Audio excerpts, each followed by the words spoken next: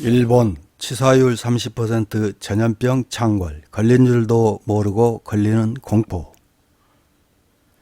요즘 일본에서는 코로나19처럼 호흡기를 통해 감염되는 심각한 전염병인 연쇄상구균 독성 쇼크 증후군이 확산 중인데 그 원인은 밝혀지지 않고 있다는 외신 보도가 쏟아졌습니다. 이에 걱정되는 것이 엄청나게 방문하는 우리나라 관광객입니다. 2023년 일본을 방문한 우리나라 관광객은 617만 5천여 명으로 한 달 평균 51만 4천여 명 규모입니다. 이에 질병관리청은 최근 일본의 STSS 환자 증가와 관련해 국내외 발생 동향 등을 면밀히 모니터링 중이라고 밝혔습니다. 그러나 북한은 코로나19 때와 마찬가지로 직접 행동에 나섰다는 기사가 보도됐습니다. 3월 22일 사크 다이제스트 웹에 실린 악성 전염병이 원인 북한 대 일본전의 평양 개최를 급거 중단이라는 제목의 기사입니다.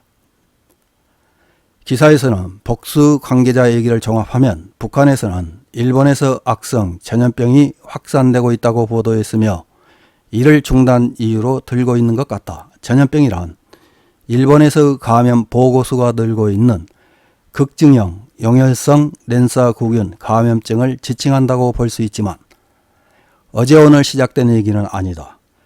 이렇게 북한이 평양에서 개최할 예정이던 북중미 월드컵 아시아 2차 예선을 일본의 악성 전염병 확산을 이유로 취소했다는 소식을 전했습니다.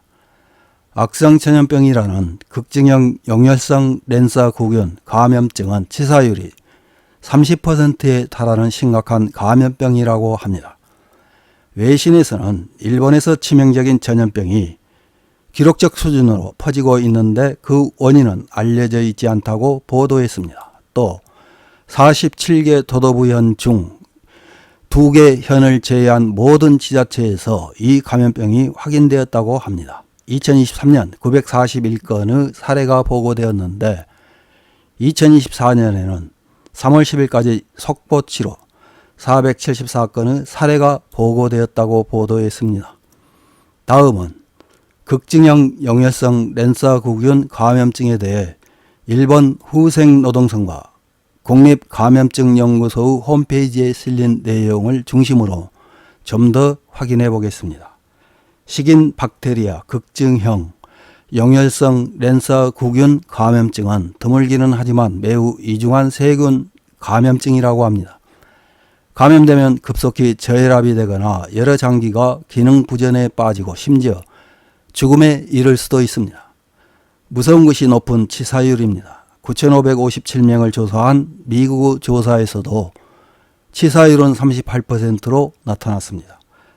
30대 이후에 발병하기 쉽고 어린이보다 어른이 더 높은 치사율을 보여 식인 박테리아의 이름을 붙일 만큼 매우 이중한 감염증입니다.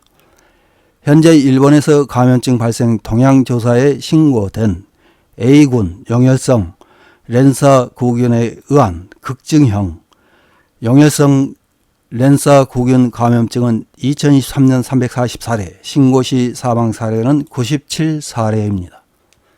이는 지난 6년 중 두 번째로 높은 수치입니다. 2021년부터 서서히 감염자 수가 증가하고 있고 앞으로도 증가할 가능성은 크다고 합니다. 또 최근 일본의 STSS 특이한 동향 중 하나는 환자 중 20세에서 49세의 비율이 증가하고 있는 점이며 2021년에는 10.7%였던 것이 2023년에는 24.1%로 증가했습니다. 치사율이 높은 이 감염증은 발열과 오한, 빈맥, 빈호흡, 메스꺼움과 구토, 사지의 통증과 부종 증상으로 시작되지만 가장 많은 증상은 사지의 통증입니다. 감염 경로는 부상이나 수술로 인한 상처 등을 통해 침입하는 경로와 코나 목의 안쪽 점막에서 침입하는 경로를 들고 있습니다. 따라서 최근에 수술한 사람, 대상포진이나 수도와 같이 피부에 궤양을 만드는 바이러스에 감염된 사람, 당뇨병이나 알코올 장애 등 감염 저항력이 약한 사람은 주의가 필요합니다. STSS에 감염되지 않기 위한 예방책으로는 상처에 대한 관리를 철저히 할 것, 심한 인후통을 방치하지 않을 것 등 평소 감염 대책을 확실히 할 것을 들고 있습니다. 이상입니다.